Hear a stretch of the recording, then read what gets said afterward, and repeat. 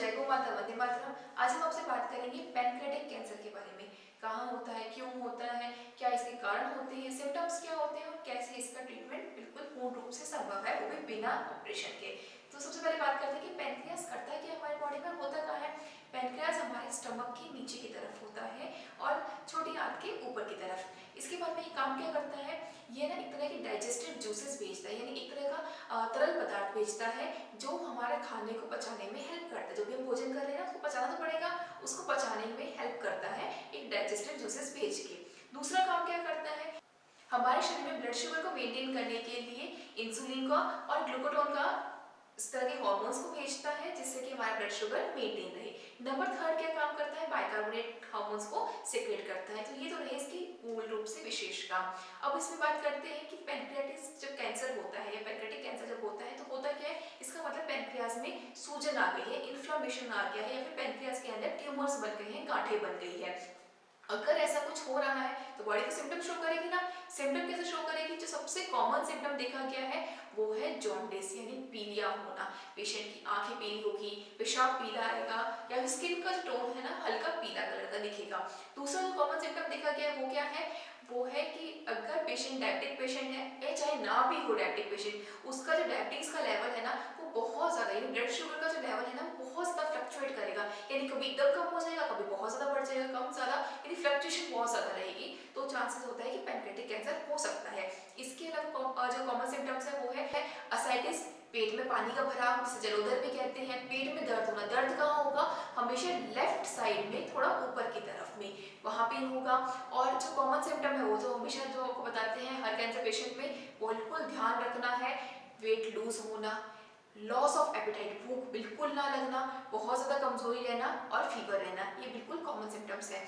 और इसके कारण क्या होंगे, अब कैंसर हुआ है तो कुछ ना कुछ तो कारण होते हैं ना। सबसे मेन कारण जो देखा गया है वो है अल्कोहल का सेवन। सबसे निवेदन है, अल्कोहल अगर कोई पीता है, अगर आपके आसपास भी कोई पीता है, उससे निवेदन कीजिए कि अल्कोहल बिल्कुल छोड़ दीजिए। अगर अल्कोहल का सेवन आप करते रहेंगे तो एक एज के बाद में आपको पैनक्रियाटिक कैंसर होने का खतरा बहुत ज्यादा बढ़ जाता है। इसके अलावा दूसरा कारण देखा गया है, जो पेशेंट काफी लंबे समय से डायबिटिक पेशेंट है, चाहे इंसुलिन का सेवन कर रहे हैं, चाहे टैबलेट के फॉर्म में ले रहे हैं ब्लड शुगर को मेंटेन करने के लिए, इंसुलिन को मेंटेन करने के लिए, उनमें भी खतरा बहुत ज्यादा होता है। या फिर जो पेशेंट बहुत ज्यादा दवाइयां लेते हैं, बहुत ज्यादा स्टेरॉइड्स लेते हैं, कुछ भी दर्द हुआ, हाथ पैर में दर्द हुआ, फटाफट टैबलेट ले ली, स्टेरॉइड्स ले लिया, उनको भी इसका खतरा बहुत ज्यादा होता है। उसके अलावा जो स्मोक करता है, नॉन वेज ज्यादा खा रहे हैं, उनमें भी प्रॉब्लम्स देखी गई है। या फिर जिनको जेनेटिक डिसऑर्डर है, यानी घर में किसी को भी कभी भी कैंसर रहा हो, चाहे माता पिता, दादा दादी, नाना नानी को जेनेटिक डिसऑर्डर अगर है तो भी कैंसर के चांसेस बहुत ज्यादा बढ़ जाते हैं। अब जेनेटिक डिसऑर्डर से बचने के लिए क्या कर सकते हैं, उसके लिए करना है आई बटन पे क्लिक करना है, उसके ऊपर हमने कई सारे डेडिकेटेड वीडियो बनाई है। अगर घर में किसी को जेनेटिक कैंसर है, यानी किसी को कैंसर रहा है, यानी आपके माता पिता को कैंसर रहा है, घर के किसी अन्य सदस्य को कैंसर रहा है, काफी ज्यादा चांसेस है कि आपको भी कैंसर हो सकता है। उससे बचने के लिए आपको क्या करना है, उसकी इसमें संपूर्ण जानकारी दी गई है। तो ये तो थे कारण, क्या सिम्टम्स होते हैं, क्यों होता है, कहाँ होता है, इसकी सारी आपको जानकारी दे दी। अब बात करते हैं उससे बचना कैसे है। उससे बचने के लिए क्या करना है, सबसे पहले कारण क्या था, अल्कोहल का सेवन। सबसे पहले क्या करना है आपको, अल्कोहल का सेवन बिल्कुल नहीं करना है, पूर्ण रूप से अल्कोहल को छोड़ दीजिए। नंबर 2, किसी भी प्रकार की स्मोकिंग, नॉन वेज या पैक्ड फूड अगर आप खा रहे हैं उसको बिल्कुल बंद कर दीजिए, उसका सेवन आपको नहीं करना है। नंबर 3 क्या था, अगर आप डायबिटिक पेशेंट है, अब डायबिटिक पेशेंट क्या करेंगे, क्या इंसुलिन लेना छोड़ दें या टैबलेट लेना छोड़ दें, उनको क्या करना है, उनको इस हेल्पलाइन नंबर पे कांटेक्ट करना है, जिससे कि हमेशा के लिए आजीवन भर आपको कभी भी इंसुलिन की आवश्यकता नहीं पड़ेगी, ना टैबलेट की आवश्यकता पड़ेगी, आप पूर्ण रूप से स्वस्थ जीवन जी पाएंगे। कैसे कर रहेंगे, कैसे ठीक होंगे, कैसे इसका इलाज संभव है, उसकी पूरी जानकारी इस हेल्पलाइन नंबर पे कांटेक्ट करने पे आपको मिल जाएगी। नंबर 4, जो पेशेंट स्टेरॉइड ज्यादा लेते हैं, यानी जो लोग स्टेरॉइड दवाइयां गोलियां ज्यादा खाते हैं, उनसे भी निवेदन है कि किसी भी प्रकार का स्टेरॉइड का सेवन ना करें, कम से कम दवाइयां ले, कम से कम क्या हम तो कहते हैं बिल्कुल ही मत लीजिए। हर बीमारी का उपचार गोमाता है, हर बीमारी का उपचार आपका नेचर है, प्रकृति है, जितना हो सके गोमाता से जुड़िए।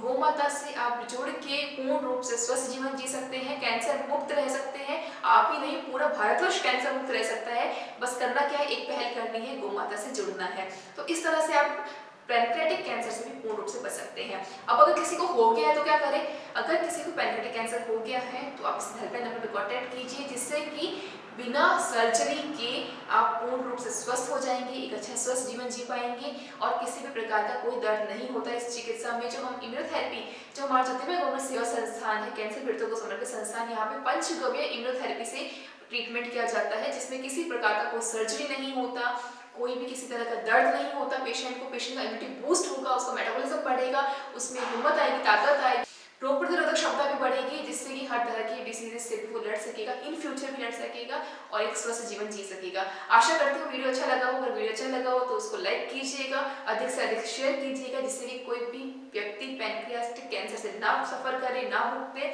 और अगर किसी को हो गया है तो उसे एक सही मार्गदर्शन मिले और एक स्वस्थ जीवन जीने की राह मिल सके, एक दिशा मिल सके। तो इसी के साथ धन्यवाद दोस्तों। जय गौ माता, वंदे मातरम।